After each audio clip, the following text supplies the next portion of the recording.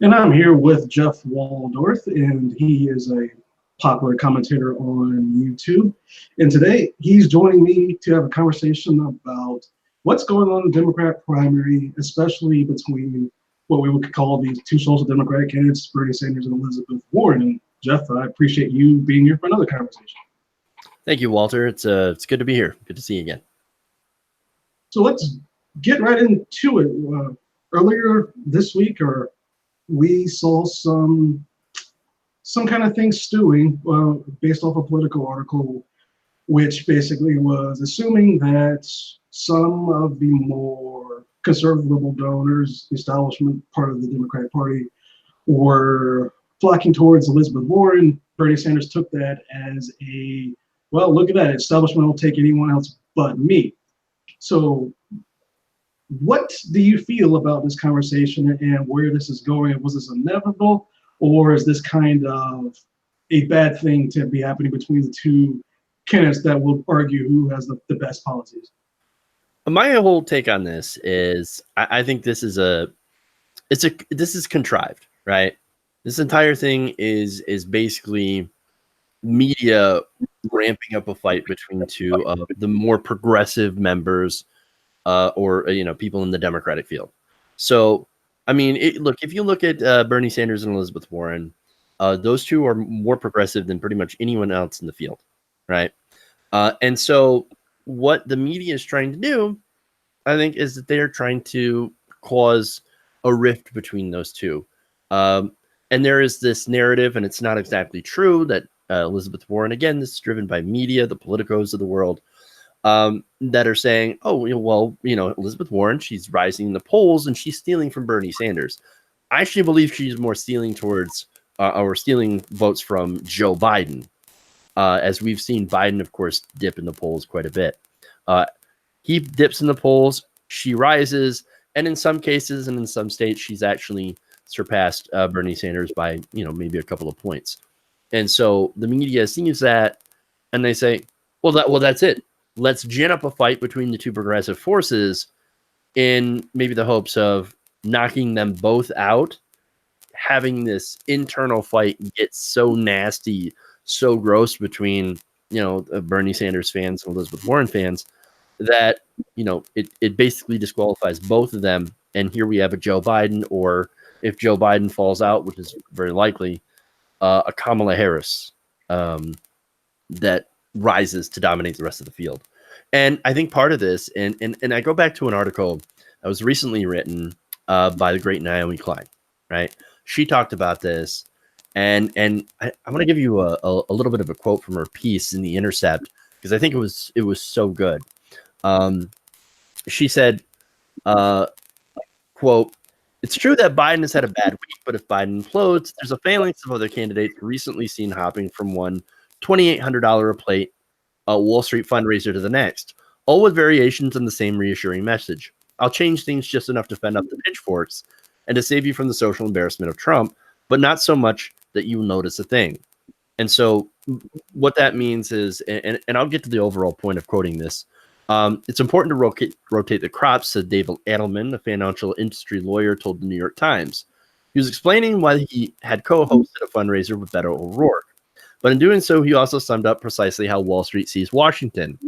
As its plantation, it engineers the seeds, plants them, and then reaps what's sowed. These forces and the think tanks they finance want the Warren and Sanders camps at each other's throats, demoralizing and weakening each other, because that's exactly how the progressive bloc stalls or shrinks enough for Biden or some newer political GMO crop to walk away with it. So this was written couple of days ago, and I believe it's a previous day, I did a segment basically saying, is this whole fight between Sanders and Warren a contrived media operation? And I do believe that it is. I don't know if Naomi Klein was watching my show. That'd be awesome. But I did make this point before, a lot of other people started talking about it, because I looked at these articles, I looked at these headlines, and I looked at the media reaction from it. That tweet that you mentioned, Walter, that Bernie Sanders had tweeted out, like, oh, they're doing anybody but Bernie, right? That tweet was quote tweeting a headline on Twitter from Politico that mentioned Elizabeth Warren. Afterwards, Politico changed that headline. And not a lot of people noticed that it was a stealth change to a completely different headline that didn't actually mention or Elizabeth Warren, but actually said, is she a compromise candidate instead of contrasting her with Bernie Sanders. They changed that headline, but the damage was already done. If you looked in the replies to that tweet thread, it was an absolute disaster. You had, of course, Warren and Sanders people going at it. The establishment, of course, people like the Angry Black Lady on Twitter. I think you're aware of that account. Oh my God, this disgusting Bernie! How dare you attack Elizabeth Warren? And so it just kind of took off that way. And looking at that, it made me think, well, wait a minute here. They want this fight. They want these two sides, which are ideologically closer to each other than the rest of the Democratic field, to rip each other apart so that someone like a Kamala or a Beto or a Biden can slide in and take the nomination. There's a lot there that I do believe is accurate. Of course, the leader of the Justice Democrats right now pointed out that if we in the United States had a parliamentary system, that Sanders and Warren would be competing for the top of the Social Democratic Party. I agree with that 1,000%. That is exactly true. That is the actual ideology. A lot of people call it democratic socialism. It actually isn't. That's another story for a different time. But they're both running for president, and Elizabeth Warren has been able to keep some of her social democratic, that some people call progressive, which is another thing that I take some issue with, but it's not describing enough. But that she keeps some of that credit while she's moving towards a more social liberal stance. Those fundraisers in 2008, those high dollar fundraisers, that's an issue some people take problems with. Her foreign policy stance on war, some people have some issues with. Her accepting that she would take dark money in the general election, people have some issues with that. But she's trying to coalesce and get both sides to accept her. And if Sanders never says anything back, as a journalist, to me, that's like he would run a risk of letting her overtake him when she actually doesn't have a chance among those voters who are in favor of social democratic ideals. So is he in a no-win situation right there? I wouldn't say it's a no-win situation. Look, this is the Democratic primary, right? So you're going to eventually have to compare the records between Bernie Sanders and Elizabeth Warren, as well as rhetoric, as well as policy positions and things like that. And that stuff that will be adjudicated in this primary. That's the entire point of the primary. Now, the problem is when you're setting up with manufactured narratives from corporate media. And that's the problem. Again, I will side with Naomi Klein when she says, look, we are going to have to talk about these. There is daylight between Bernie Sanders and Elizabeth Warren on some of their policy positions. And I found some of the things that Warren has, done and said to be somewhat problematic. Her tepid support of Medicare for all. She did, to her credit, sign the TYT pledge, that says that I'm going to fight for Medicare for all. I'm going to fight for these different policy positions. Whether or not she means it is another story, and we'll have to see, right? But I think the important thing that Klein was pointing out in her piece, and that I absolutely agree with, and I made the same point in the segment that I did, is that maybe we should focus on the establishment. We should focus on eliminating, Joe Biden. And look, she also made a great point where the rest of the Democratic field, aside from Joe Biden, your Kamala Harris, your Cory Booker, the Beto O'Rourke, Pete Buttigieg, right? These were the people that were supposed to have been rising or supposed to have been at the top. They're not. They're flailing. And that's why you've seen this media narrative sort of take off to try to divide the Sanders Warren camp, which is the more, social democratic. I was going to use the word progressive, but because I generally do.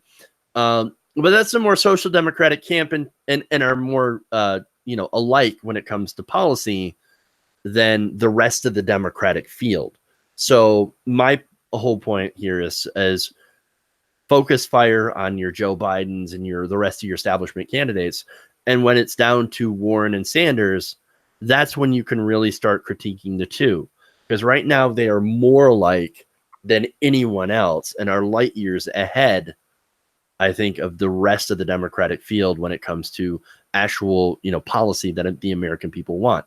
Elizabeth Warren's got some good policy ideas. Bernie Sanders, and here's the other difference, right? So a lot of the media likes to say, oh, look at Elizabeth Warren. She's got ideas. She's got a plan for that. And yes, she does have some good ideas. She does have a plan for that, right?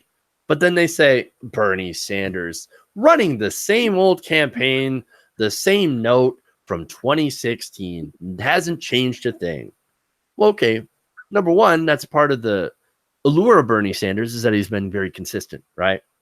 And number two, he does continue to put out policy, right? Now, he's just been doing that over the last 3-4 years, right? So he's been consistently putting out good policy ideas and putting them on the floor of this, in front of people, introducing legislation in the Senate, which is fantastic. And I've talked about that all the time. When he's not doing that, he's traveling, promoting his message of, democratic socialism, as you point out. It's actually social democracy, and that's a different discussion for a different time. His entire speech was trying to introduce people to the idea of social democracy a la democratic socialism, again, with the incorrect meanings of the words, if you want to get specific. That's part of what he's doing, building that political revolution, which he's been focused on, because he knows, look, I'm not going to get anything done that's transformational if we don't have a political revolution. Whereas Elizabeth Warren says, I can work with everybody to try to get this more technocratic vision that is to the left of our current politics. Not quite as much as Bernie Sanders, but we can make this progress anyway. And here are all my new fancy ideas that hopefully I can get support for. Yeah, you make a lot of great points there. What I've seen and from talking to people and voters that were somewhat upset with President Barack Obama is that they got the whole spiel of hope and change before, and a lot of people are still upset that we don't have universal health care or a la Medicare for all in the United States. So that's the big stickler with those individuals who are policy first. With Elizabeth Warren, there's quite a few of those. They're like, she's running completely away from even mentioning the words Medicare for all. Right. So when we have those kind of issues where it was going to be inevitable that these two were going to clash. I mean, they still haven't said anything negative towards each other publicly. And I don't think they will. And so let me cut in here and just point out that Bernie Sanders and Elizabeth Warren are colleagues. They're friends, right? And they have always been, I think, supportive of each other. And I know, I'm going to inevitably get the people that are like, but she didn't support him in 2016. She didn't endorse him when it mattered in Massachusetts. For one, let it go. It was 2016. Just let it go. We're not relitigating that entire primary. And for two, she didn't endorse anybody until after the primary was over. So, and you want to call that a craven political move? That's fine. That's your perspective. She is a politician, and that's one thing that I will, that I've said consistently over the years. She is a politician. She's going to play politics. That's what politicians do, right? And if that's something that turns you off, that's fair, right? But that is what it is. And I'm not putting an inflection or anything like that on it or an opinion. That's just a fact. Okay. And so, yeah. That would explain too why she might have been, moving away from Medicare for all. But again, I do have to point out that she signed the Progressive Pledge, Young Turks Progressive Pledge, that says I'm going to fight for those issues, so I'm not moving away from that. And it took her a week. She said, I'm going to take a look at it, and in signing it, I'm saying to you guys that I agree that I do care about these things, and I am going to fight for them, and I'm going to fight aggressively.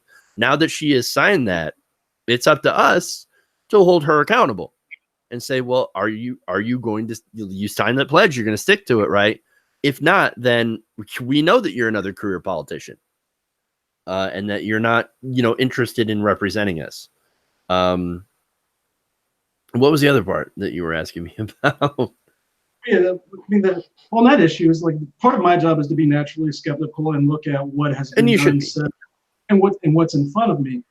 If it takes a pledge from a gigantic organization coming out like the Young Turks, especially after it happened with Obama's administration, Mhm. is it too much to ask of voters to accept that during a primary, knowing that if Elizabeth Warren wins over Bernie Sanders and she becomes president, and she doesn't do anything for universal health care, doesn't do anything to get money, dark money out of politics, that these voters will feel lied to again? Is it so? I guess my direct question there is: do you trust her to fight for those things, or would you advise people to trust that the signature on the pledge? Okay. Well, before I get to that, for one, I don't think it's necessarily a fair comparison to compare to Obama, right? Let me explain why. Right. So President Obama had a lot of platitudes, right? Not a lot of plans, but a lot of platitudes, right? And the specific plans he did come up with was he said, "Oh, I'm going to fight for universal health care, or I'm going to fight for health care. That's the first thing that we're going to do, right? Then we're going to close Guantanamo, and then we're going to do, this and the wars in Iraq and Afghanistan, right?" So those were basically the most specific things that he'd called for, right? The rest of it was, I think, hopey, changey BS. Elizabeth Warren not running on hopey, changey, right? Elizabeth Warren says, "No, I actually do have a detailed plan for this. This is how we're going to do it. It's how it's going to get paid for. This is what's going to happen." So that's an unfair comparison, I think, of Obama and Elizabeth Warren. Whether or not, what's that? Voters feel the same way. It's more of what I was trying to get at. Well, they feel, well, Obama did this. How do we know Warren won't, when she wasn't for this until she had pressure to be for this? Well, I mean, how do you know anything, right? Like, how do you know any politician's going to be in favor of a certain thing? I think that's why people like Bernie Sanders so much. Bernie Sanders has been consistently fighting for this, and he's one of the few examples of somebody who has been consistent. Again, consistency is probably why Bernie Sanders is my number one pick, right? But I also have Warren at number 2, so I would be acceptable with a Warren presidency, but I want Bernie Sanders, of course, and that's who I'm going to vote for in the primary. That's who I support in the primary, and so let's just get that cleared up. As far as holding them accountable, well, you have to hold every politician accountable, right? And you got to do it fairly, of course, right? And I mean, look, if Bernie Sanders wins, you think anybody's going to stop, going to not hold him accountable to try to get him to, work on getting Medicare for all? Well, of course, I would expect anyone to hold every politician accountable. That's what we're supposed to do as a populace. So you have to remember that. And my message, I guess, to voters is, if you want your politician to actually do something, then don't, politics is not a spectator sport. Politics is not, you vote every 4 years and then you go to sleep. That's the mistake that we made with President Obama, right? We did not hold him accountable. We did not say, no. You said universal health care. You didn't say Obamacare. You didn't say the Romney, healthcare plan. You didn't say that. We want something else. We want something different. We want a public option. The thing about Obama is a lot of us cast our votes, myself included, and then we went to sleep for 4 years. You can't do that ever, not with any politician. And I think a lot of people have started to wake up to that fact. And as far as Elizabeth Warren, now that she's made that pledge, well, now it's up to us to do our side to hold her accountable for it. That's a good point. And going back to the primary as a whole, Joe Biden is currently leading in almost every single poll I've seen.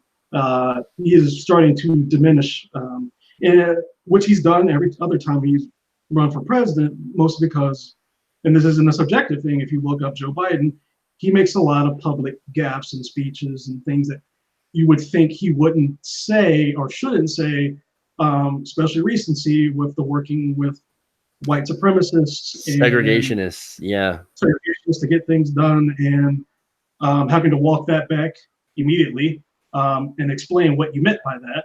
So is it basically going to come down to, do you feel like it's going to come down to a three-way race between Warren, Sanders, and Biden, or you think Biden is going to end up drifting away and a Booker or a Harris or even a Gillibrand might raise up?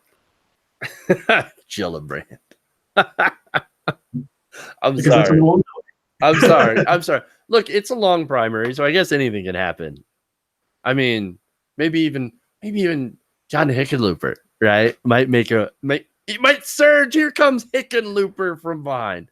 No, I look. I think it's for one, yes, it's early. For two, the polls are good.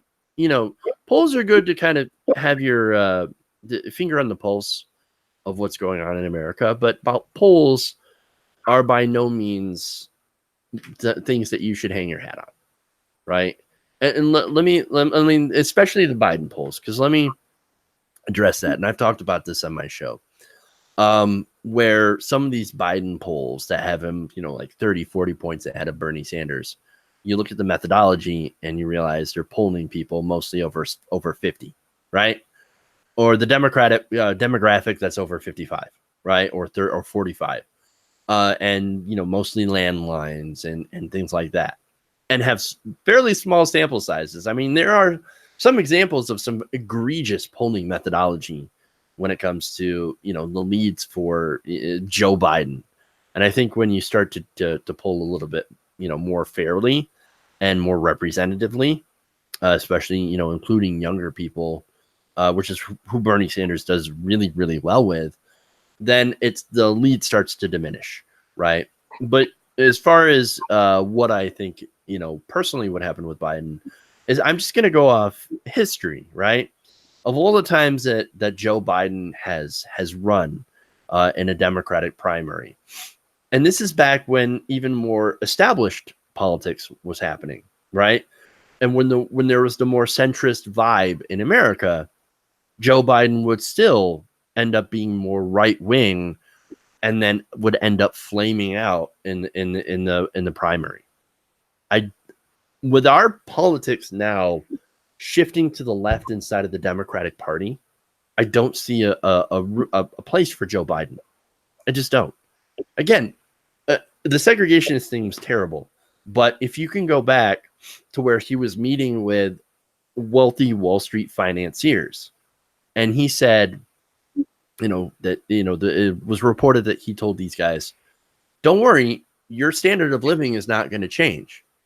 Nothing is going to change. We might tax you just a tiny, tiny bit more, but nothing is going to fundamentally change. We're not going to fix the system by changing the system. And so that's Joe Biden, right? Right now, there is that vibe left over from 2016. Where people are still demanding change because it hasn't worked with Donald Trump. Donald Trump has kept basically the status quo and has given even more tax cuts to the rich, about $1.9 trillion worth of tax cuts that have not reignited the economy, not on Main Street. And even though by all metrics, according to the establishment, we're in an economic boom. No, people are not feeling it. Main Street's not feeling it. And there is still, I think, that appetite for change. When Joe Biden comes out and says, I'm not going to do change, there will be nothing will fundamentally change in a Joe Biden presidency. I think people are going to look at that and go, why? Why should I vote for you then? Why should I support you in the Democratic primary? Especially when, and I know they'll make that argument of electability, but like a lot of things, that doesn't mean anything anymore. Electability, it doesn't mean anything. Words have no meaning, as we were talking about before the show. You look at polls, Elizabeth Warren and Bernie Sanders, along with Joe Biden, crushed Trump by, near double digits, right? I think double digits for Biden, almost double digits for Bernie Sanders, right? So you can't make the electability argument anymore for Sanders and Warren because they are electable. And besides, you can go back to 2016 and look at that argument, and what happened in that election destroys it completely and utterly. You said Hillary was more electable. We have Donald Trump, who they said was not electable. And now he's president of the United States. What does that even mean anymore? Words don't matter. Electability, in this case, doesn't matter. So Joe Biden, I don't see him lasting. Maybe Kamala Harris, but then again, those two are those the rest of the Democratic field is so far behind. Beto has stalled out. Buttigieg not going anywhere, right? Nobody has that ability to galvanize the centrist Democrats anymore. Although maybe Elizabeth Warren might, because she has a more, I think, centrist-friendly bunch of technocratic plans. And so, maybe some of them will go to her. Yeah, you touched on a lot of interesting things there. And as someone, I pride myself on being a journalist that will talk to people, especially local areas and whatnot. And you're 100% correct. When Wall Street or politicians or the Trump administration will say, well, the economy is booming by looking at stock prices. And I have friends who graduated with grad school degrees who are struggling to make $30K a year. Is that because they, quote unquote, didn't work hard enough? No, it's not. No. It's because the system that we're currently in, which is a neoliberal economic system, where it is very difficult for people who are with college degrees to get a good job right out of college, right out of school, no matter what their education is. There's a lot of issues there that I think that. Yeah, let me add in something real quick too about that. You have a record number of stock buybacks this year, right? Record numbers. I think it's over $1 trillion worth of stock buybacks. And you have companies that have come out and said, we are not going to give raises. We're flat out refusing to give raises. Even though we have all this money that we saved from the Trump tax cuts, you don't understand. We can't do that because our investors want a bigger share. We need to give it to the shareholders. We're not going to raise wages. That money's got to go. And look, you understand they have a fiduciary responsibility to give all that profit to shareholders, right? They are by law created to do that. And so that right there has a gigantic effect on whether or not people feel that they're in a good economy right now. Because when there is so much wealth that is being saved and amassed and hoarded by corporations, yet they're incentivized not to give workers raises under the system, anybody who sees that, and you just look in your paycheck, right? Well, how come they got all these tax cuts and I got nothing? The average American, working class family saved $40 this year on taxes, $40. And there are some of the middle class that actually ended up paying more in taxes. And even the average middle class tax cut is less than $1,000. So they're not feeling it, and they're not feeling it from the economy. And so when people say, oh, the economy is fantastic, well, who's it fantastic for? And the answer is, it's not you. And I'll even say that my retired parents are those middle class individuals who had to pay more in taxes after being retired because of the new tax cuts. That is a real thing. And there's just so much about this primary that's fizzling out. People thought that Harris would immediately rise. Gillibrand was thought to be get the Hillary Clinton vibe. That has not happened. Beto was supposed to be a supernova. Yeah, that's fizzled out when it came out with some of his ties to oil companies and voting with Republicans on certain issues that people wouldn't want him to vote on Republicans with. So there hasn't been any of these dynamos coming up. Cory Booker, many people thought he was going to be a quick rise. That hasn't happened. So it's looking like we're going to see, as of right now, just looking at, again, you mentioned polling methodologies, the polls where they don't even have a sample enough, because you look through the pages of methodology. Right. I was trained to do is like go look in there and you see NAs next to my age group, 30 to 45, 18 to 30 NA, and it's all 40s and up, and most of that is coming from 50 and up. That's Right. definitely not a good representation of what the country is now. And Joe Biden, again, he does have he has even more name recognition than Bernie Sanders does because he was President Obama's vice president. So he has that advantage coming into it. Don't forget the memes too. Dude, those were actually extremely popular. Non-political people. Right. The memes. And so people think of Joe Biden right now as, well, it's Uncle Joe, right? He was in the memes with Obama. And I think that's where a lot of that popularity comes in. And, you know, even people like us can forget, like, wait, he actually has a pretty terrible history. Again, you know, he is in favor, or he was against forced busing. He was against busing in African Americans to white schools. And to this day, he says, no, I still have that position. I mean, that's deeply problematic in a Democratic primary. And for those who might not understand what that is, it was to help get people from poor communities, which happen to be more minorities because of just how discrimination worked in almost all of American history, basically, and to get them into better schools to have a better chance to live the quote unquote American dream. And Joe Biden was basically said, I am against that, still am against that. And that is that's an issue that he, for some reason, still thinks is a good take. And when you just look at a lot of these things piling up, it's like, especially with the tone and tenor of the Democratic Party and the country, when you look at polling, is moving towards, we want a social democratic society. That's not going to sit well, especially in the party where all of that is originating from, for the most part. So I do personally, was looking at data, his history, and what's happening, especially with Me Too happening and his treatment of Anita Hill. That's going to get brought up even more as this thing goes on. Not only that. No, you're right. You're right. I just want to add in too, that in some of his recent appearances, he's been joking about being too close to women, right? So now he's making jokes about it, and that looks even worse. It's almost as if he just has no idea what he's doing.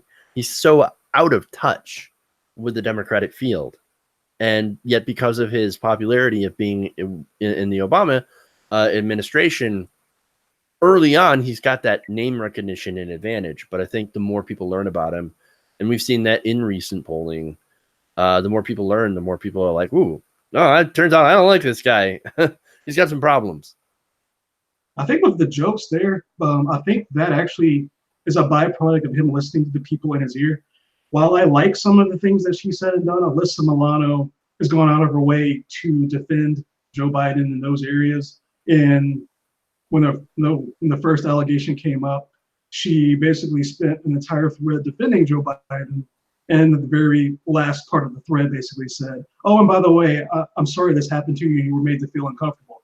Basically burying the lead of why you're even talking about Joe Biden right now. When she started a radio show or podcast, Joe Biden was the first guest on. So he's surrounded by people with influence. I guess you can say Alyssa Milano has influence. She's a famous person, but that they're saying like, oh, it's no big deal, Joe. No one's going to care about that. And it's like, you have a history with Anita Hill. You have this history, and that's going to mean something to voters, especially right now, because what happened with Bernie Sanders' campaign and allegations came out, he went out of his way to fix internally the foundation of his campaign and the problem. Right. He went out of his way to do that. And Joe Biden is making jokes about it months after. Yeah. That's just not a good look. Yeah. And look, Alyssa Milano she's problematic. I mean, she's done some good, right? But also she was the one that called for the sex strike, right? And you know, I remember looking at that and I'm saying, you're a feminist, but you are commodifying sex and using it as a weapon to try to get something. Look, I agree with what you were trying to get, right? To stop those horrible, you know, anti-abortion laws in Georgia and Alabama. wrong approach. And so that's what they don't quite understand. It's like, that's a bad approach. For one, again, you're actually, what you're doing is not feminist because you're commodifying sex in a sex drive. That was It's I saw cringy. that. I saw that immediately and was like, so you're basically, what is reducing? I call myself a feminist. There's different branches of feminists. There's like different Sure. branches of every LAG out there. And feminism isn't, being a feminist is not a dirty word. It's not the same thing as being a militant feminist or a dorking feminist who is anti-sex. I'm a very pro-sex feminist. And I'm also, you know, pro, I guess, a pro-sex worker, which that's more like pro-labor. That's what I was about to say. I was like, I will definitely say that I want that to be a bigger part of the discussion in politics. Right. On both sides, like we need to talk about sex workers and foster bill to go away. That's something that needs to be talked about more about a lot bigger outlets than myself. Well, to be fair, Walter, both Elizabeth Warren first, and I give her the credit on this. She said sex work should be decriminalized. Bernie Sanders' campaign, I think the following day, came out and said sex work should be decriminalized. And so I think they're both getting better on that issue. Bernie Sanders is better on that issue. Again, I'm a defender of sex workers. I think they do need to, it does need to be legalized. It does need to be regulated, because I think the sex workers need protection. That's why I was against SESTA FOSTA. That's why I called out, even Bernie Sanders for voting in favor of SESTA FOSTA, because it was a bad piece of legislation, because it was too broad. And I understand that it was against trafficking, but at the same time, it's too broadly and hit a lot of sex workers. And so, but speaking of, like I said, feminist, I'm a sex positive feminist. I'm a pro sex worker feminist, pro obviously women's rights, and against any sort of infantilization of women. Right. And that's unfortunately what we see too much of, when we talk about some feminists, there is that infantilizing thing of women, that they, which in its own way is kind of sexist itself. Oh, it is a low expectation, sexism. And like a lot of sex workers are more the pro decriminalization route. I need to research more into that. Yeah. What they're calling for. But when Alyssa Milano basically says that we're going to use the sex as a weapon and just take sex away, it's like, that's not all women are good for, and women enjoy sex themselves. Right. So it's like, what do you? This is not how they go about that. And I do like the representation of Joe Biden and his being kind of detached from some of these issues. Absolutely. And look, there's a lot of people that are detached from this issue.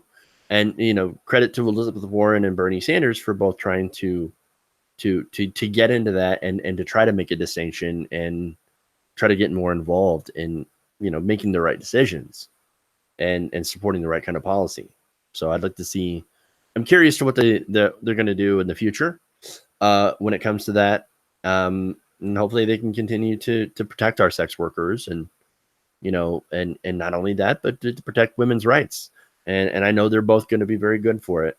I mean, look, Medicare for All itself, right, eliminates the Hyde Amendment for one, and guarantees all reproductive rights to be covered, including abortion, with federal funding. I think that's amazing, and I think that does not get talked about enough as well when it comes to the record on human rights and what kind of policy and stuff helps women, and that Medicare for All does, with its gigantic focus on not only reproductive rights but also on everything else. Because guess what? Women also have other health issues that are not related to their uteruses and ovaries and things, and it's all covered.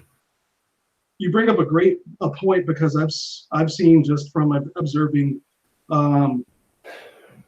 more third way conservative liberals basically saying that universal health care is racist and sexist. I don't see any logic behind that, because I've spent a lot of time studying the different systems around the world. There's no evidence to support that whatsoever. That's why Jeff is laughing. There's just nothing there to support that. but that's something that we don't hear enough from people who are proponents of it, basically saying this is actually one of the most intersectional things you can do is universal health care, because it supports everyone equally. Everyone gets these rights to healthcare, and it doesn't cost thousands of dollars just to go make sure you didn't break your leg or something. Exactly. So that's not about enough. And let me point out how the current system is racist, right? Because that doesn't get talked about enough. Even under the ACA, Obamacare, our current for-profit healthcare system is racist and is sexist. Again, women end up getting more tests and having things that end up costing more because it's women's healthcare, right? And African Americans also have poor health outcomes due to our healthcare system. And I want to point out a great example. This was there was a Justice Democrat that ran in I forget what state it was. Whatever, Nevada, Amy Villela, right? And so she had a daughter who was mixed, and she ended up, having a blood clot in her leg. Went to the hospital and received something called a wallet biopsy, right? So they assumed that because of her race, that she wouldn't be able to afford to pay. She was in between insurances. So her insurance did not kick in, was not available. So they said, here's some aspirin, go home, come back later, right? Or, go somewhere else. And she ended up dying from that entire situation. And it was a blood clot. They knew it. They saw the symptoms, and they said, we don't care. We don't think that you're going to be able to pay. Here's some aspirin and go home. Come back later. I mean, that's a disastrous story. That's how the system is racist, right? Because it looks at people the way they look. So someone like me shows up in a similar situation, treated right away. Never had a problem, right? And that's part of my white privilege. And I realize that I have that. I get the benefit of the doubt. Nobody thinks, oh, that guy can't afford it. Or, oh, that guy is not going to be trustworthy. But they look at someone like her, or even they look at someone like you, Walter, and they think, well, I don't know about that guy. I don't know about that person. It must not be serious.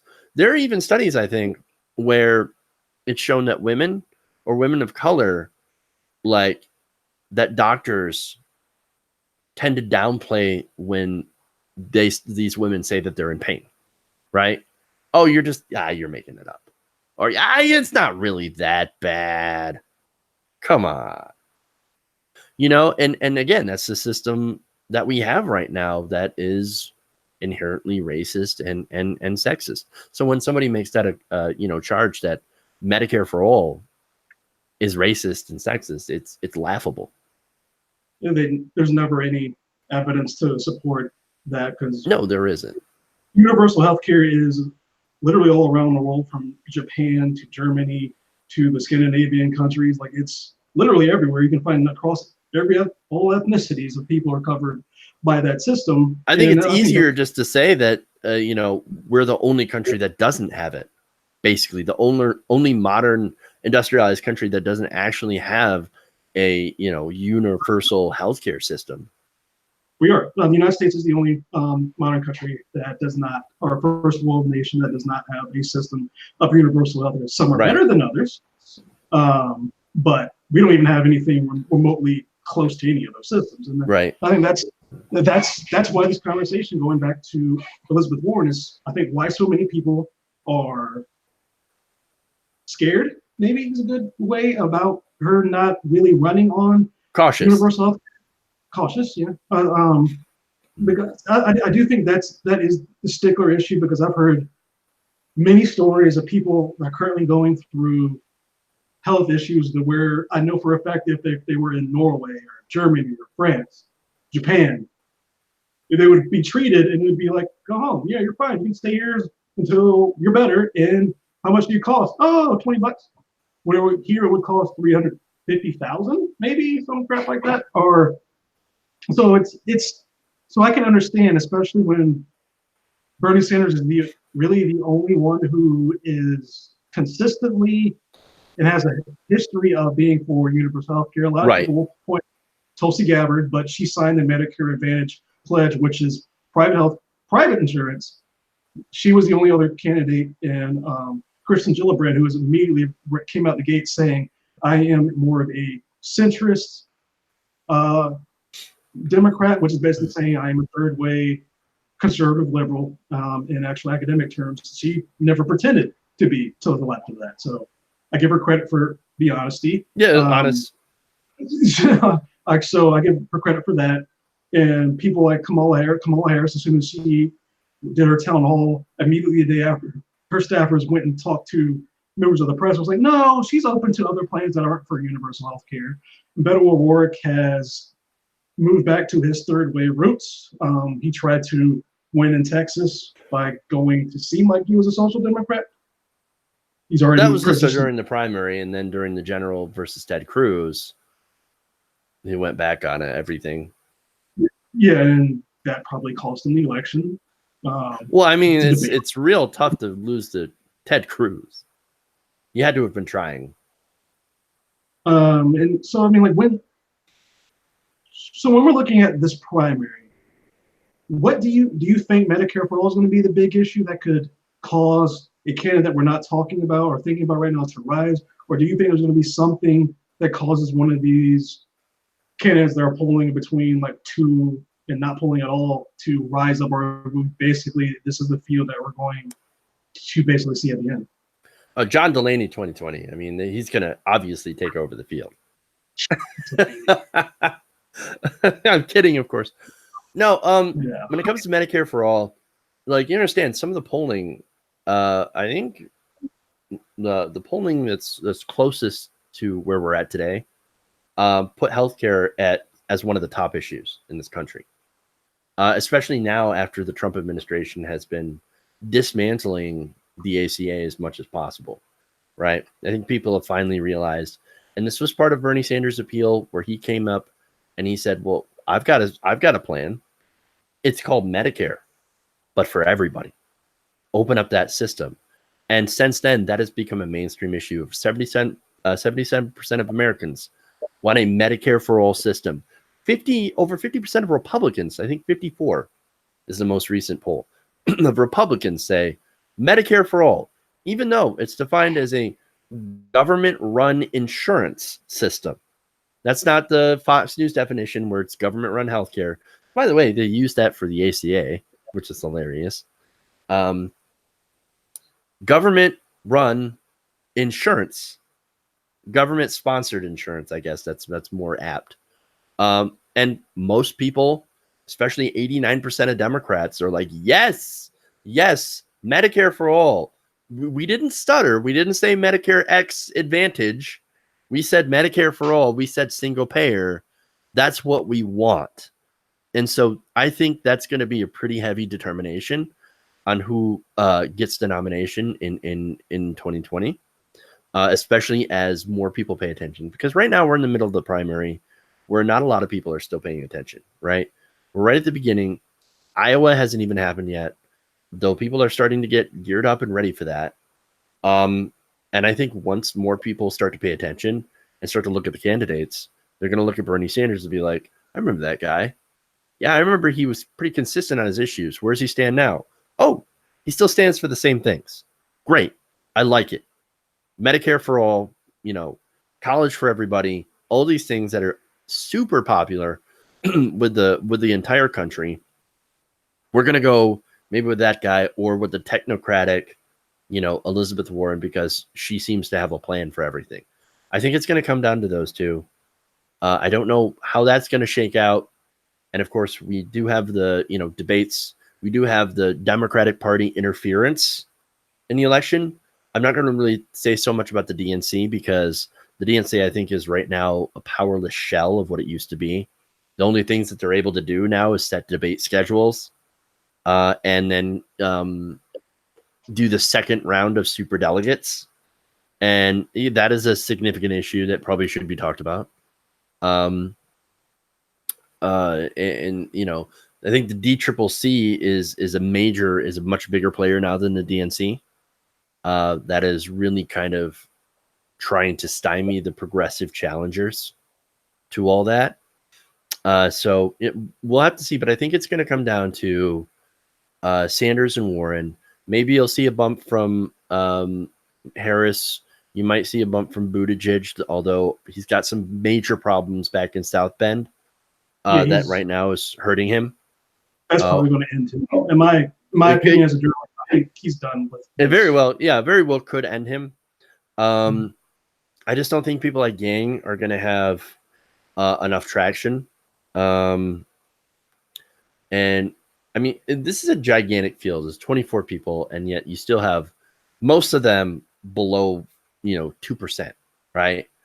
So I think we've seen where this race goes. But again, as usual, grain of salt, it's very early. And who knows? There may be a breakout star at the debate. You might have somebody who breaks away from the rest of the pack and starts to take, I think, energy away from Joe Biden. And because right now, Joe Biden, I think, is the most vulnerable Democrat in the field. He's the most vulnerable. He's the one where you're going to see the most loss of points, because right now the progressive vote, I think, is still split between Sanders and Warren. And you will have that reckoning later on. But I just hope that it happens after we've taken care of the centrist candidates. Yeah, there's definitely a lot there. I'm sorry, I give way too big of answers. Just let me keep droning on. I'll do it. Oh no, it's definitely good. I welcome conversations that are open and people have a chance to talk rather than what we see on television that are right 5-minute segments with 15 people.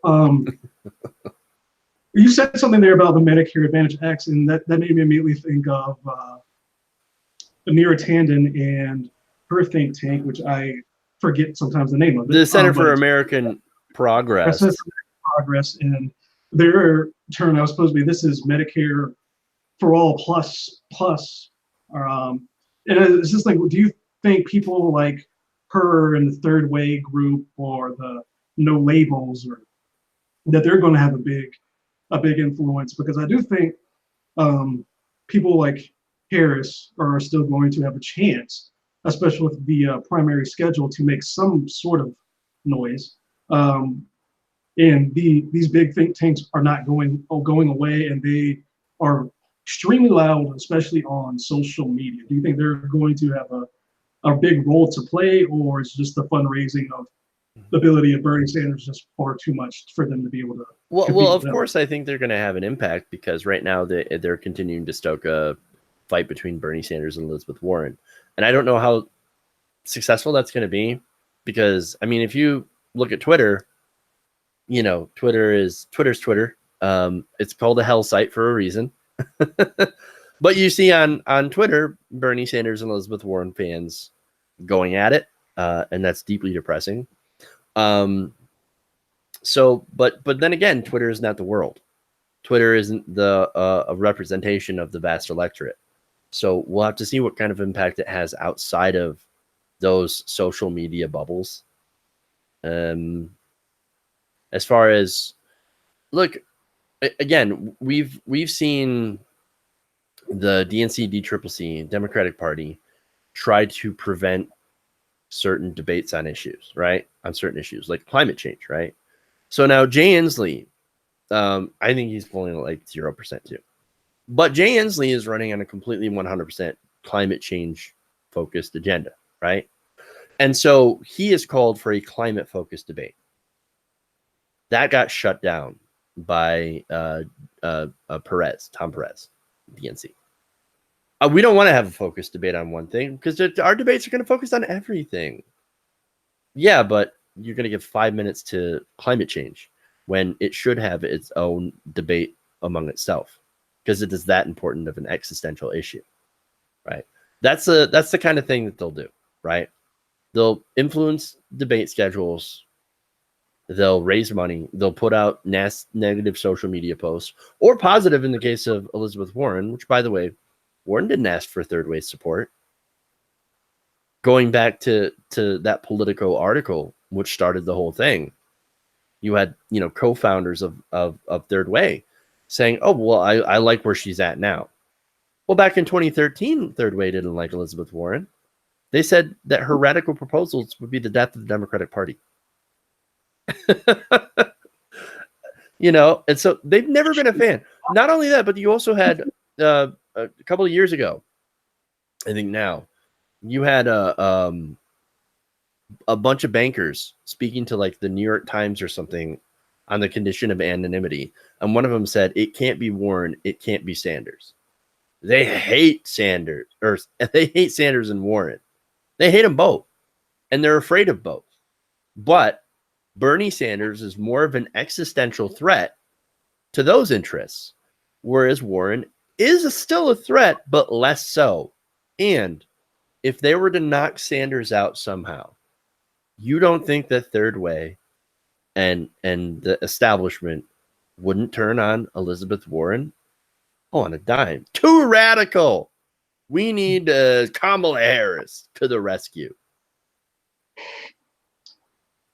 That's I mean that is definitely plausible. Since 2013, she has done some things that would make her more attractive to people with a third way ideology and the actual think tank. So, do I think they would be her first, or she would be their first choice? Absolutely not. Of course not. There's like 15 other candidates who are more to their liking, and just see that they're not polling at all. Like Julian Castro, probably another one. Gillibrand, Klobuchar. I mean, Klobuchar.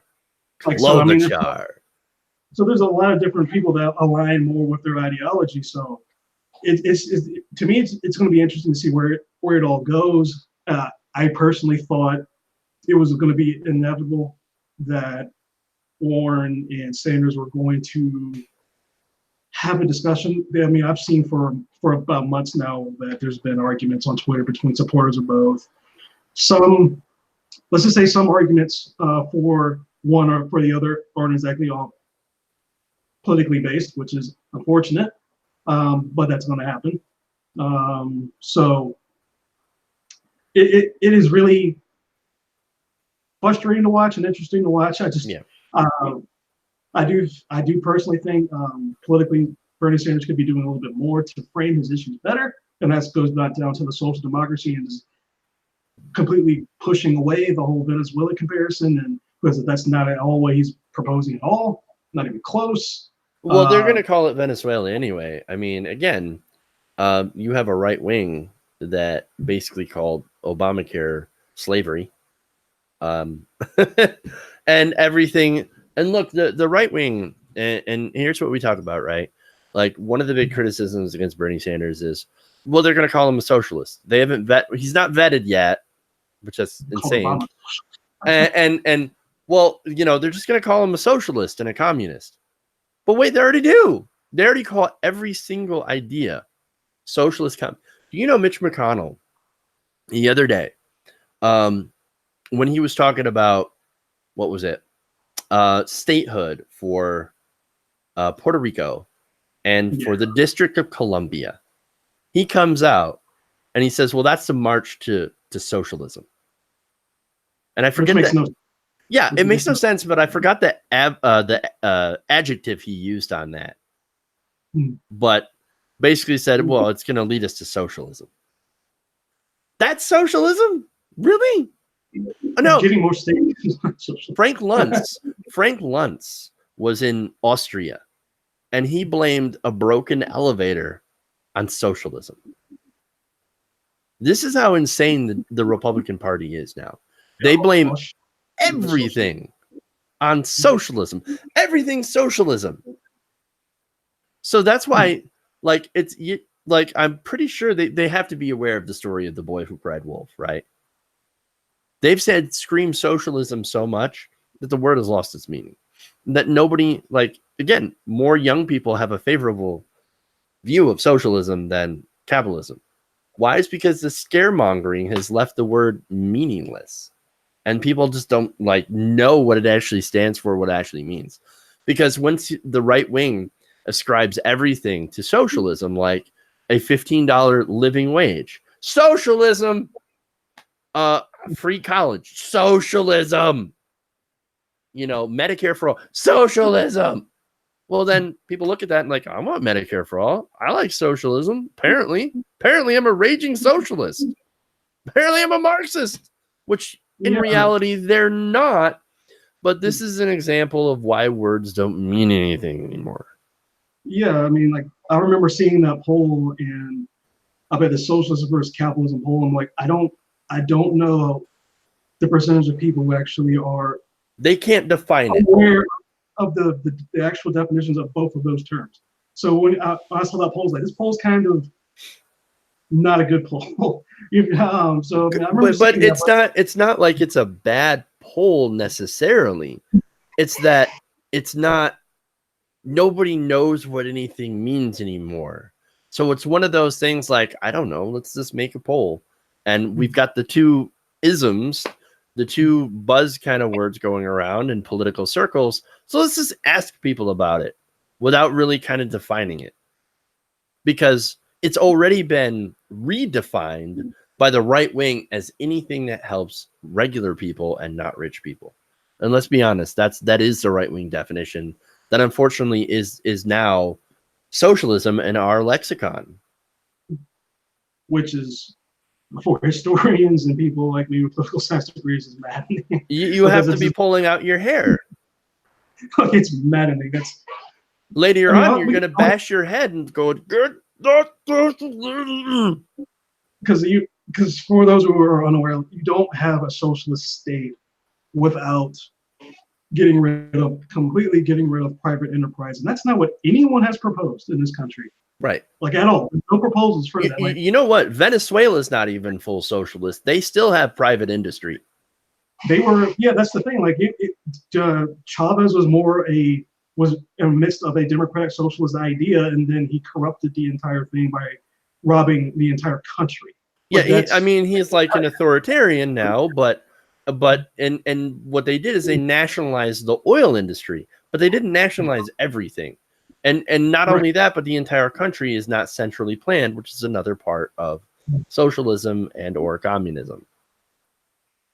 Communism goes even far further. That's a more centrally planned and operated economy. Almost eliminating private property. And everything completely. So those words are like communism, socialism are used together, and they're not the same things. They're not. Democratic socialism and social democracy aren't the same thing, but no one knows that because the media is not educating people on that, and so it creates a problem, and I think within the Democratic primary, because I've had people come to me and want to ask me, it's like, you do all this political stuff and you're a journalist, like, can you explain this to me? I'm like, well, this whole socialism thing, that's not what you think it means. What they're talking about is not what that means, and it's so difficult to explain because, like, why is everyone saying that? Because I don't know.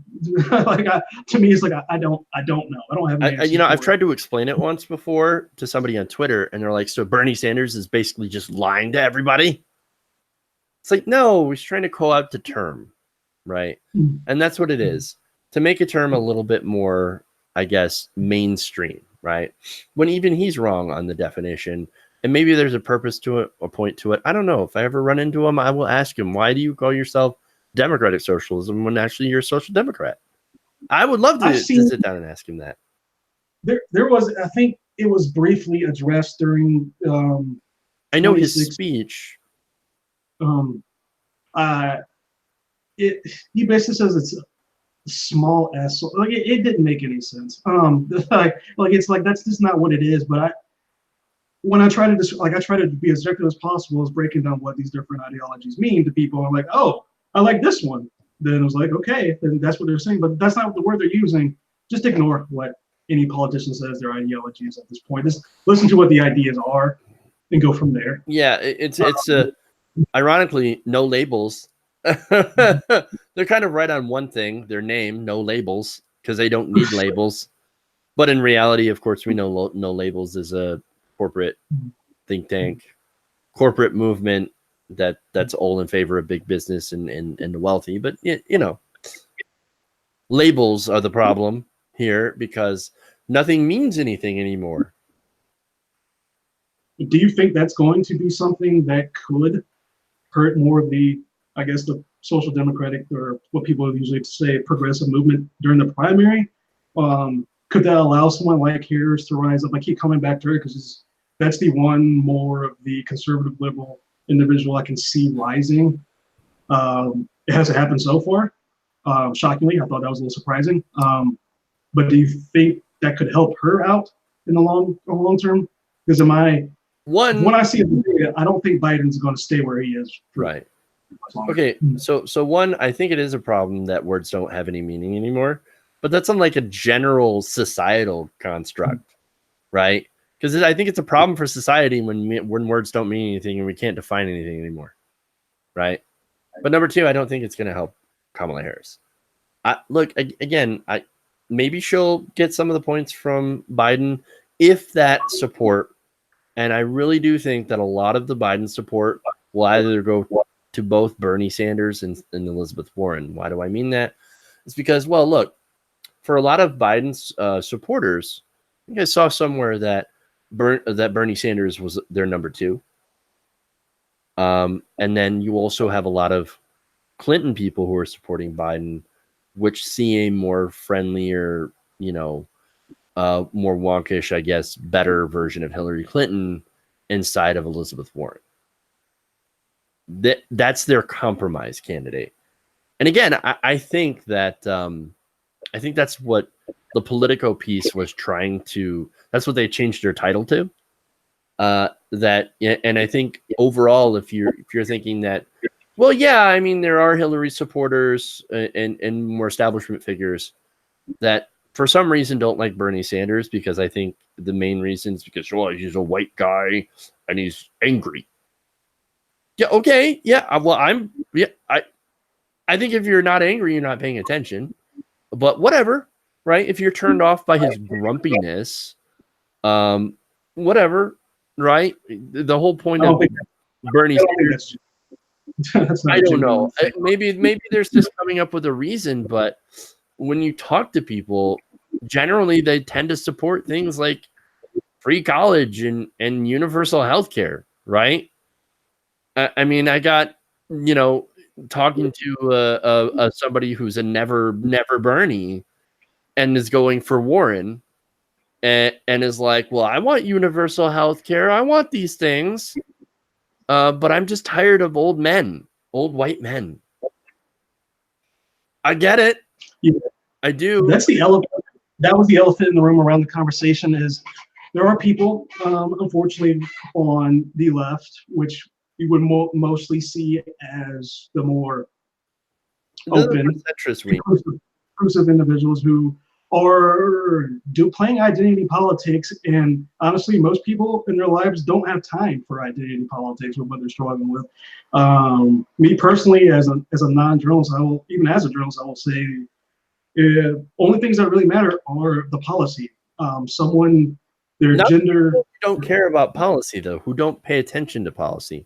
Because, like, again, we're approaching it from an academic sense, right? Especially you're an academic, you're a journalist, and you make your life you're living out of research and looking into, doing deep dives, right? To the average person, they're not going to look into policy that much. It's like, okay, like if you need insurance, it's like, man, I just want to go for cheap insurance that I can afford, right? Oh, Medicare for all, what does that mean? Like, what's single payer? I don't understand what that system is. And you just explain what's government insurance. Do you like Medicare? Oh, well, I don't know. I've never had Medicare, but it sounds nice. Well, just think Medicare, but for everybody. Like, you get it, your kids get it. You don't have a deductible or copay or premium. Well, that sounds pretty good. Yeah, I'm in favor of that. But really looking into the deep dives, and unless you explain it to people, they generally are going to, focus more on, unfortunately, personality. That's how somebody like Barack Obama won in the first place, because he had that captivating personality. And it's how Donald Trump won in the first place as well, because he had the most odious personality, right? And did attract people. That attracted a lot of the right wing. We're like, ooh, yeah, oh, this guy's he hates everybody that I hate. I love that. That's great. He's such a dick to everybody else. It's great. Oh, strong, right? And so that's unfortunately, that's not like the average person is like, I don't know. Bernie always seems angry and he's so cranky all the time. I don't know if I like that. Or, you know what I mean? And so there's that. I mean, public perception has a lot to do with, unfortunately, how people feel about politicians if they're only tangentially involved. But if you start to explain and if they have time to listen to policy, then you can get them on your side. If you're on the side of things like good policy, then you can explain, well, you know, he's got the best policy. You like Medicare for all? You know, you like your kids going to college without, you know, massive amounts of student loan debt? $15 minimum wage or living wage? You know, if you agree with all these things, then you agree with Bernie Sanders. And that's exactly why I'm a little confused on the framing and the improper labels used on the left, because when I go back to my hometown, I'm surrounded by people who are not that invested in politics, Right. but are interested enough to like, things are kind of bad, and I don't like this Trump guy that much. And can you talk to me about this stuff? And then that's where these things come in. And then if I have to be objective and give them the facts where a candidate is saying something wrong or framing something improperly, which I don't even think a lot of activist groups quite understand, is like, you can get a lot of these people who are non-voters or independents to gravitate to your side if you frame things and talk to them in a specific way so they can understand rather than feel like they are being insulted. Right. Because that's the thing, right? So us progressives, us academics and liberals, we have a way of condescending to people, right? The American people aren't stupid. They know when they're getting robbed. They know when, you know, they know when they're getting screwed over by politicians, right? And a lot of them have a distrust of politics and politicians because of all that, right? And so you're right. There is a way that you can talk to people and be like, okay, this is what this is, and this is what that is. And I've had a lot of these conversations before. Well, this is what this is what that is, and let's talk about it, right? Here's who stands on what, and here's what that is, and here's how, you know, it'll help you. And you have a conversation, you have an honest conversation. You don't talk down to people. That's very, very important, because unfortunately, I think that's one of the things that doomed Hillary Clinton, and could possibly doom Elizabeth Warren, because Elizabeth Warren is a teacher, right? She's a teacher. She's an instructor by trade, right? At least what she was before she got into politics. So if you're an academic, there is that tendency to look down on people who are asking you questions or to respond condescendingly. And you want to avoid that at all costs if you want to actually get through to people asking you questions, and you want them to come to you and, you know, and not feel stupid asking you a question about, hey, what's this person all about? What's this policy all about? I'm kind of curious to who to vote for. Yeah, I could still, that you bring it up, I still remember Hillary Clinton being condescending to I believe it was a teenager at an event where she was just basically said, why don't you go run for something then? I'm like, what That's is that? Like, do you think that's a good idea or a good approach when there's cameras everywhere and it's going to go viral? And yeah, but seeing that does play to people though. There are certain people that play to that, and that's the older crowd, right? And I'm not saying all the older crowd too, because there's a lot of, you know, boomers that are, you know, there's a good amount of boomers and older people who are very progressive, and have done such great work even longer than before I've been alive, right? And so if you're hearing this, if that's you, I'm not talking about you when I say this stuff, because I know that does touch a lot of people's nerves, and like, hey, wait a minute, I've been deeply progressive for 20, 25, 35 years. What are you talking about? Well, I'm not talking about you, but I am talking about some of the other people who, when they see that exchange, yeah, put that uppity kid in her place, talking down to their elders. There is that. Yeah. It's just the Human nature. The demographics of the Democratic Party is makes the primaries extremely hard to even predict because there's so many different candidates and there's so many conflicting. You have the older demographic right now is very conservative liberal, Mm-hmm. and the younger demographic, you could basically say they are straight out of a social democratic handbook of a party platform. And that's why, because we lived through the Great Recession. And when you grow up and you see this supposed capitalistic system failing all around you, and you're in debt and you can't find it, and you're sold if you go to college and get a college degree, you can come out and get a great job. And that hasn't happened for a lot of us. All that's materialized is a lifetime's worth of student loan debt, which doesn't allow us to buy houses or cars or have families, get married. We're a lost generation, Walter.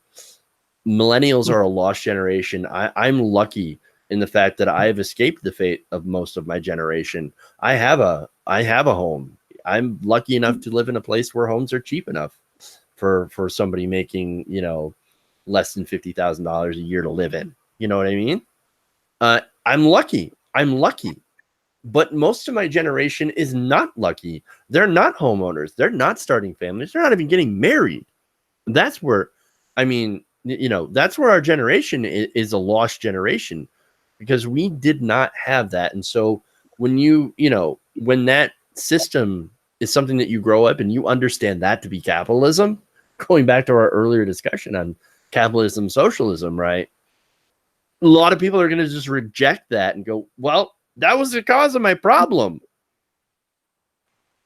Yeah. Going back to, the neoliberalism started driving into the United States with the Airline Deregulation Act in the 70s. Reagan. And that's kind of what we started seeing with, it's been a slow progression with becoming more neoliberal through the time and getting away from what the tenets of capitalism are, which is regulated markets. Regulated, big word, keyword there is regulated. We're not that regulated. We're not right now. The United States isn't regulating business. We don't have regulated capitalism, nor do we have a sufficiently funded or sized welfare state. And that makes those two things together, when you have, regulated markets and a good social safety net system, that makes a successful social democracy. We don't have a social democracy here in the country. We have an oligarchy. I mean, yeah, and that's kind of where, unfortunately, a lot of people, even I know, who are more on the right wing, will say like, "Oh, social safety net. So you mean socialism?" No, it's not. What that socialized and socialism, you're not in the same thing. So, and I think that's where kind of a lot of the, I guess, what some of the more powerful media outlets on the right wing, they demonize words and demonize thoughts to think this is this evil thing that's going to lead you to. And they traffic on fear too, and that's the major thing that they sell is fear of minorities. And let's be real about it: fear of minorities taking your stuff. Which is just basically not the case. It's all of the money's moving upward towards a 1%, right. And it's just and look, if you talk about, and this is what's weird about a subsection of the right wing, even they don't like that, even though they don't like the wealth moving upward, right? I mean, you live in a strange world when Tucker Carlson is talking about how the Trump tax cuts are not like benefiting you.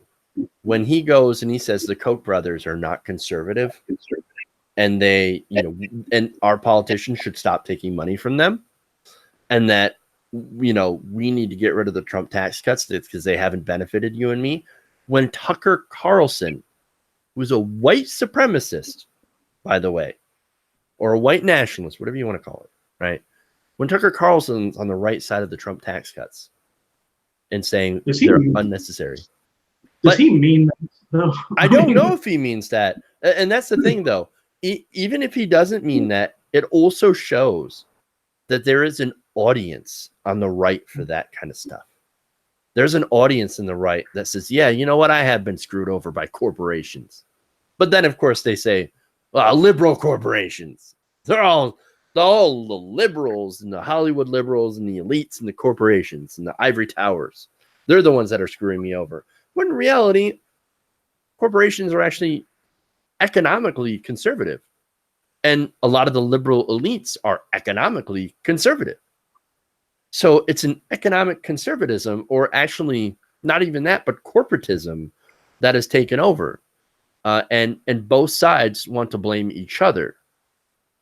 When in reality, it's multinational corporations that are more economically conservative in the fact that I want less taxes and less regulation. That's the real problem. Yeah, I guess we can wrap up on this quick topic, and I think that's why when it's a little frustrating when people say that Sanders is anti-business and anti. Well, he's not. Medicare for all is actually would be really good for business. I mean, imagine not having your employer have to cover your healthcare anymore. That actually frees up money for them. And all the money people would have to spend on luxury things or things that they want to do, like hobbies, or also like good for business. So I'm like, it's like when things like people say like he's against business, it's like, no, he's not against even corporations. He's against greed, unsatiated just greed. Like corporations can function, and they do in social democracies. They don't here because we're not a social democracy. And you have to remember too, the whole purpose of a corporation. Is that it's a legal fiction, for one. It's a legal entity. It doesn't exist. It's not a person, right? The whole thing was set up as a machine. And that machine, it has one program: to make money, profit at all costs, I should say. To make a profit for their shareholders. That's the whole purpose. When you design a machine like that, you have to put in safeguards, or else it will go crazy and pull a T-1000 on you,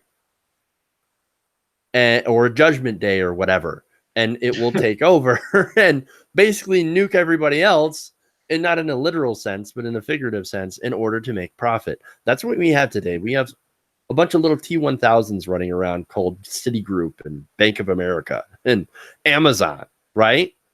And they have basically scooped up all the profit and funneled it towards themselves. And that's the whole purpose, right? Because we did not build safeguards into the system. And safeguards, what are they? They're just another word for regulation. Regulated markets. That's what we need.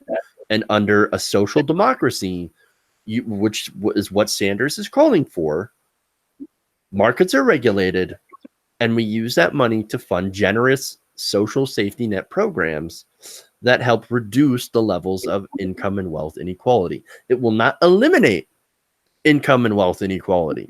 And you have to understand that, because you can't have a system where that is completely eliminated, but you can close the gap so that instead of corporations making corporate executives making 375 times the wealth of their worker, who is barely going, making it by, that worker has a living wage, can actually raise a family and live the American dream. And that corporate executive CEO who took all the risk and et cetera in creating that successful company still makes 50 times more than the average employee, and still lives incredibly well and comfortably, and is still wealthy. That's the kind of system. Which if you're still making that kind of money, your standard of living does not change, which is why the whole Biden conversation with these executives were like, most of your money is in banks. Like your life would not change at all. Right. Like in that scenario. Yeah. So we're not like, and the argument that I see a lot is, well, even if you take all the money from the rich people, it's still not going to pay off for everything. Well, for one, nobody's saying we should take all the money from the rich people. What we're saying is that we want to tax them fairly. You know what happened with the rich people that get taxed fairly under a progressive taxation system?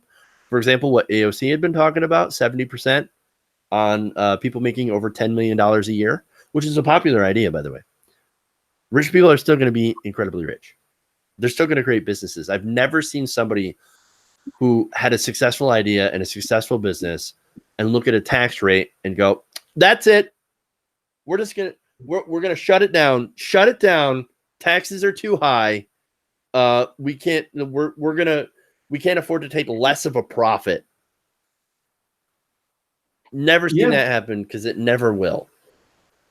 And that does, I mean, that's empirically proven to be true because other countries, again, that have similar systems don't exactly have their markets are rated more free than the United States. So there's something to be said about that kind of system of government that's not connecting completely with the Democratic Party, which I guess we're going to see in the primary of the candidates who are more listening to those donors, which it kind of comes down to our system, which allows these donors to have such influence, or the voters of people like Bernie Sanders and to a slightly lesser extent Elizabeth Warren. And I will say this to the individuals who are saying that Elizabeth Warren is just like Hillary Clinton is a corporate show or whatever you want to, whatever certain things I've said, that is not accurate. She is still a social democrat. She does not as strong of one as Bernie Sanders. That's about as objective as I can get. That's where this conversation began, is like, what are the margins and why are the two not identical as far as it comes to politics? So, and I think that's where we can, in the conversation, I think it's been great, and I definitely look forward to having more of these with you, Jeff. Well, thank you very much, Walter. It was fun to be here. I appreciate the chance to have this long form conversation. It's been a while since I've had one. So it was a lot of fun. Thank you so much. Oh, and let everyone know where they can find your work and social media and everything. Well, you can watch me every Monday through Friday at 5 p.m. Eastern on YouTube, youtube.com/TYT Nation. My show is Around the Nation with Jeff Waldorf. So you can type that up in Google or TYT Nation on Google and go right to my channel. Or I should say, and you can find me on Twitter at Jeff's Politics or the official show page on Twitter, ATN on TYT.